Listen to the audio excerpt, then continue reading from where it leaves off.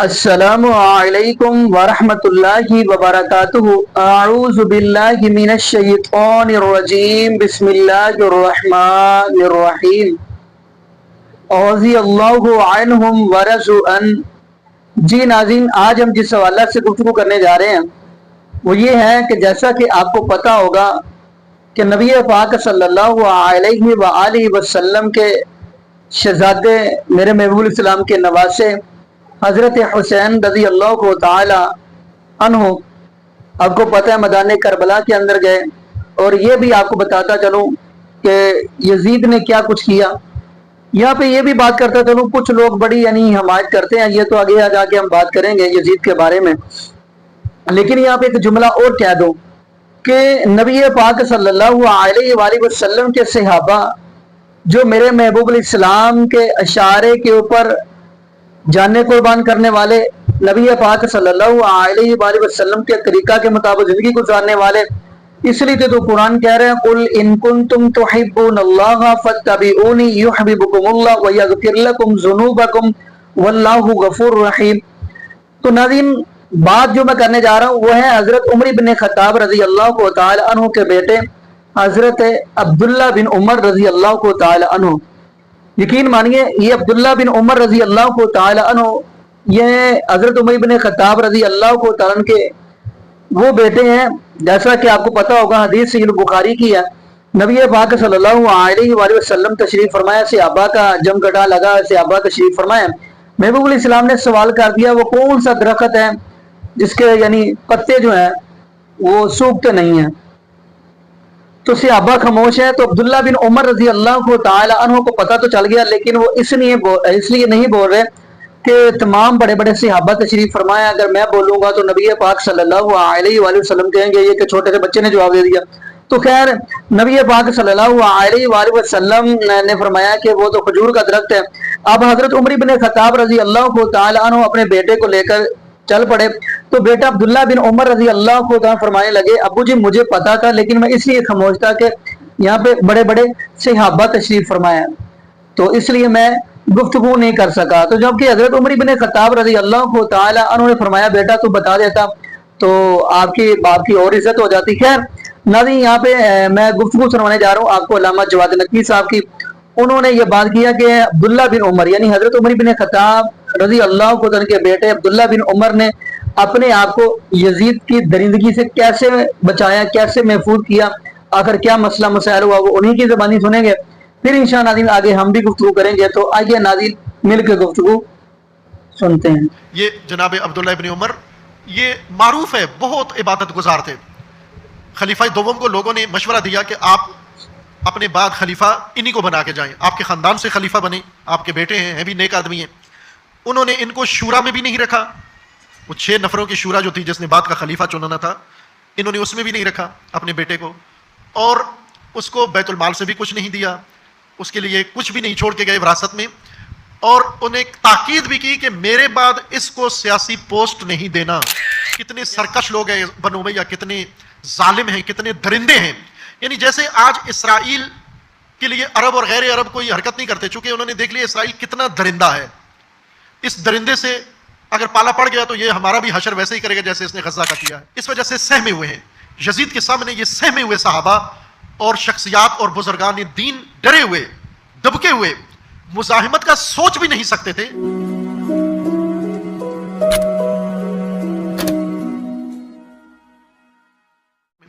پس یہ جو بحران تھا، فساد، معاشرتی فساد، سماجی فساد اور یہ سیاسی فساد کی وجہ سے پیدا ہوا، بنو امیہ کے فاسد خاندان کی وجہ سے پیدا ہوا، وہ فساد پوری امت میں سرایت کر گیا اور حجاز تک کوئی بھی امام کا ساتھ دینے کے لیے تیار نہیں ہے، جیسے آج غزہ کے لیے کوئی تیار نہیں ہے۔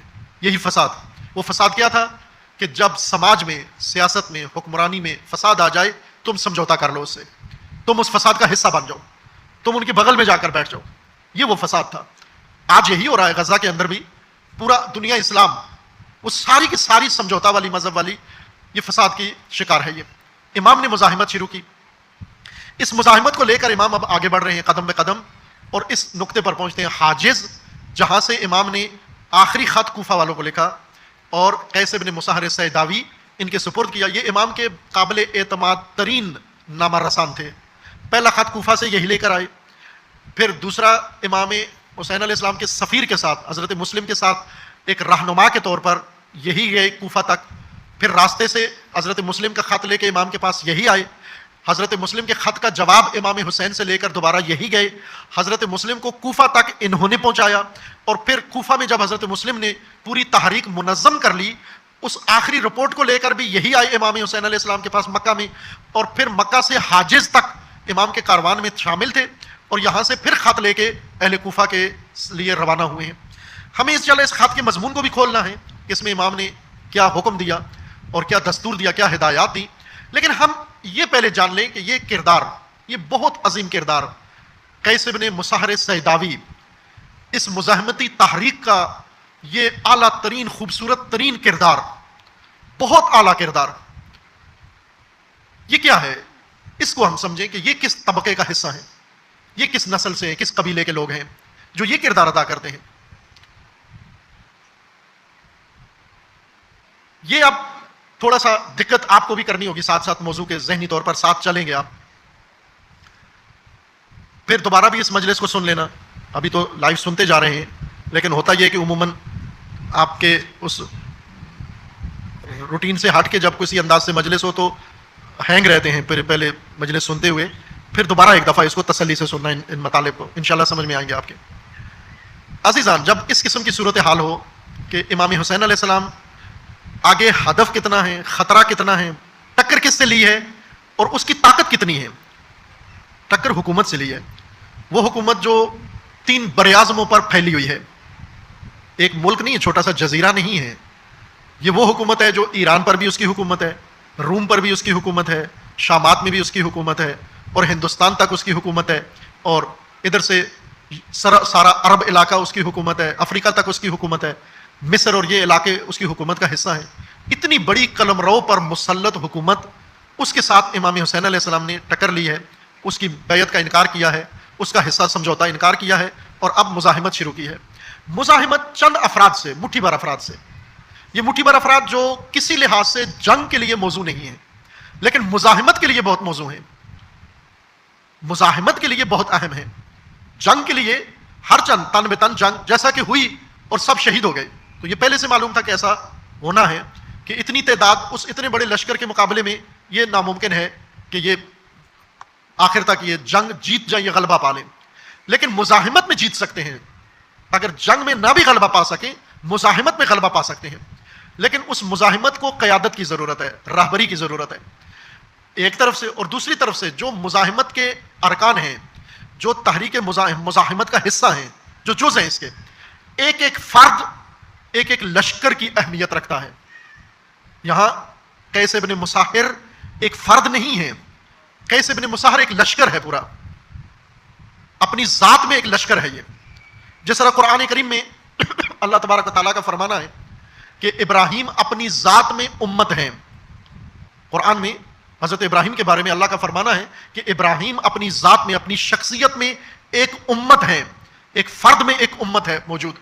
اور اسی طرح امام خمینی رحمۃ اللہ علیہ نے شہید بہشتی کے بارے میں فرمایا تھا کہ شہید بہشتی یہ امت فی رجل, ایک شخص کے اندر ایک پوری امت موجود تھی. یہ فرد واحد نہیں تھا, اس کی توانائیاں, اس کے عزم, اس کے حوصلے, اس کے منصوبے, اس کے ارادے, اس کے عزائم, وہ فرد کی حد سے بہت بڑھ کر تھے. یہ ایک امت کی حیثیت رکھتے ہیں. دراصل امام حسین علیہ السلام نے جب ان افراد پر اعتماد کیا جو امام کے ساتھ تھے, اور انہوں نے بالحق ثابت کیا کہ اس اعتماد کے قابل تھے یہ لوگ. عزیزان, یزید کے مخالف مکہ میں بھی تھے, مدینہ میں بھی تھے, حجاز میں بھی تھے, کوفہ میں بھی تھے, ہر جگہ تھے. یزید کو دل سے برا سمجھتے تھے, چونکہ امام حسین علیہ السلام کے دور میں بڑے بڑے جید صحابہ موجود تھے. 3 کا نام تو سید الشہداء نے خود کربلا میں, میدان کربلا میں عاشور کے دن لیا کہ تمہارے اندر یہ 3 بڑے صحابی موجود ہیں. ان میں ایک ابو سعید خدری موجود ہیں, اور جابر ابن عبداللہ انصاری موجود ہیں. تیسرے کون سے معروف صحابی تھے؟ مالک ابن انس ابن مالک زر, کہ یہ موجود ہے تمہارے اندر. خوب, یہ 3 بڑے جید صحابی تمہارے اندر موجود ہیں. امام نے فرمایا کہ میں آپ کے سامنے جو باتیں کر رہا ہوں ان تینوں سے جا کے تصدیق کرواؤ کہ انہوں نے رسول اللہ سے یہ باتیں سنی ہیں یا نہیں. اس کے علاوہ بھی صحابی تھے. سلیمان ابن سرد یہ صحابی تھے رسول اللہ کے. 20 صحابی موجود تھے حجاز کے اندر. عبداللہ ابن عمر صحابی تھے, عبداللہ ابن عباس صحابی تھے, یہ سارے ان کے یہ صحابہ میں سے تھے, یہ جنہوں نے رسول اللہ کو دیکھا ہوا تھا, رسول اللہ کے ساتھ ہے, رسول اللہ پر ایمان لائے تھے اور رسول اللہ کے ہاتھ پر بیعت کی ہوئی تھی, رسول اللہ کے پیچھے نمازیں پڑھی ہوئی تھیں. یہ سب صحابی تھے. بلکہ عبداللہ ابن عمر تو اس طرح کے صحابی تھے کہ جنہوں نے رسول اللہ کو جس طرح دیکھا عمل کرتے ہوئے, اگرچہ خلفاء کچھ بھی کرتے رہیں, عبداللہ ابن عمر خلفاء کی پیروی نہیں کرتے تھے. وہ کہتے تھے میں نے رسول اللہ کو یوں کرتے دیکھا, میں ایسے ہی کروں گا. کہتے تھے آپ جو مرضی ہے کرو, اجتہاد کرو, جو مرضی ہے کرو. میں نے رسول اللہ کو, یعنی جہاں پر رسول اللہ نے نماز پڑھی, عبداللہ ابن عمر کا راستہ نہیں بھی ہوتا اس طرف, وہاں جا کر ضرور نماز پڑھتے اور یہ کہتے کہ یہاں چونکہ رسول اللہ نے نماز پڑھی ہے میں یہاں ضرور نماز پڑھوں گا. تو وہ کہتے تھے کہ رسول اللہ کا تو راستہ تھا یہاں سے, اس وجہ سے پڑھی. وہ کہتے تھے مجھے یہ دلیلیں نہ دو, مجھے اتنا پتہ ہے کہ یہاں رسول اللہ نے نماز پڑھی ہے, میں وہاں ضرور نماز پڑھوں گا. جہاں رسول اللہ نے استراحت کی وہ وہیں جا کر استراحت کرتے تھے, اور ان کو کہتے تھے کہ یہ رسول اللہ کا سفر تھا, راستہ تھا, یہاں اس لیے استراحت کی, آپ کہیں اور استراحت کریں. وہ کہتے تھے نہ, آپ جہاں مرضی ہے استراحت کرو, میں وہیں جا کر کروں گا جہاں رسول اللہ نے کی. وہ اتنے پابند یہ صحابی رسول اللہ کے عمل کے, اور یہ بھی موجود ہیں.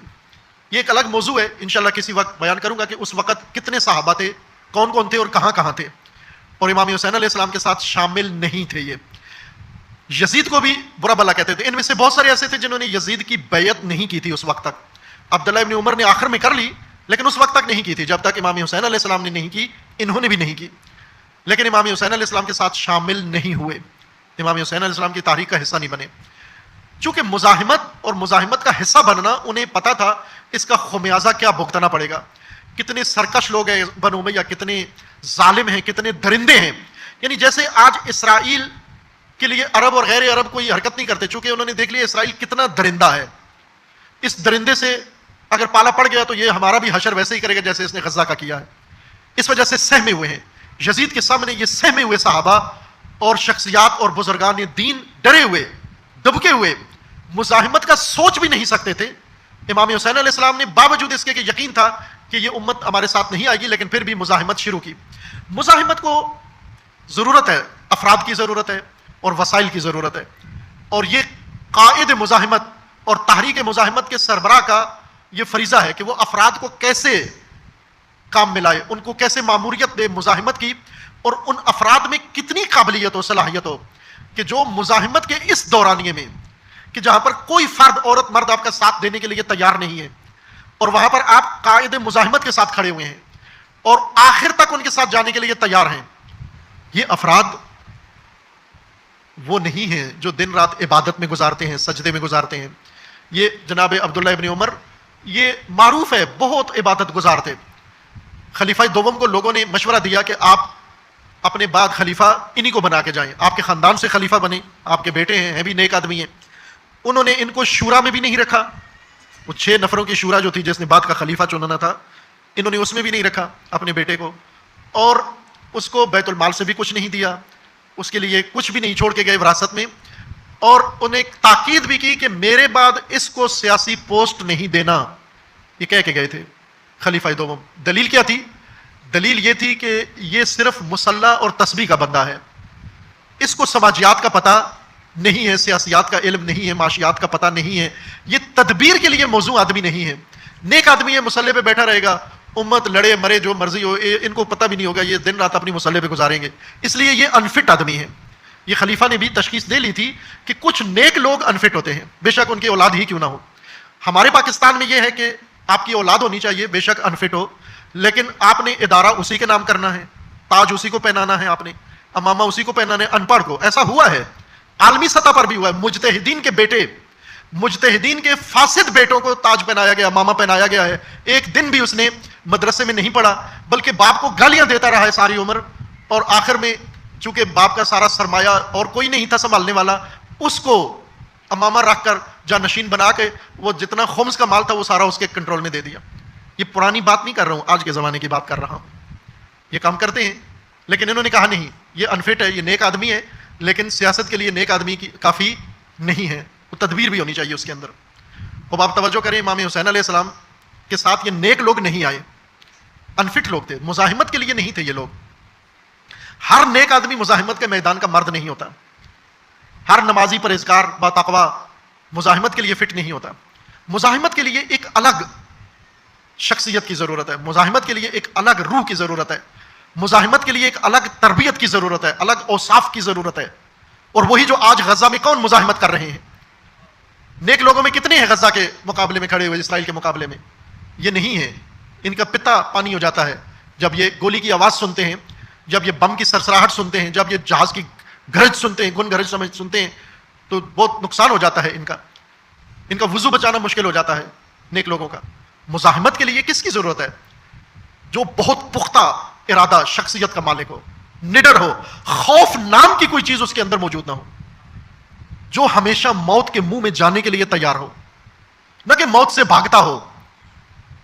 جو مزاحمت میں وہ آتا ہے جو اپنی نجی زندگی پر دین کو، اپنے امام کو ترجیح دیتا ہو، جو اپنے اہل و عیال پر، اپنے بچوں پر، اپنے ماں باپ پر، اپنے راہبر کو ترجیح دیتا ہو. وہ مزاحمت کا مرد میدان ہوتا ہے. اس لیے یہ لوگ آئے مزاحمت میں، امام کے ساتھ آئے. قیس بن مساہر سیداوی. جی ناظرین، آپ نے یہ ویڈیو ملاحظہ فرمائی. قبل اس سے کہ ہم یزید کی طرف چلیں، میں ایک آپ کو حدیث سنانا زیادہ سمجھتا ہوں. یہ حدیث بڑی اہم ہے.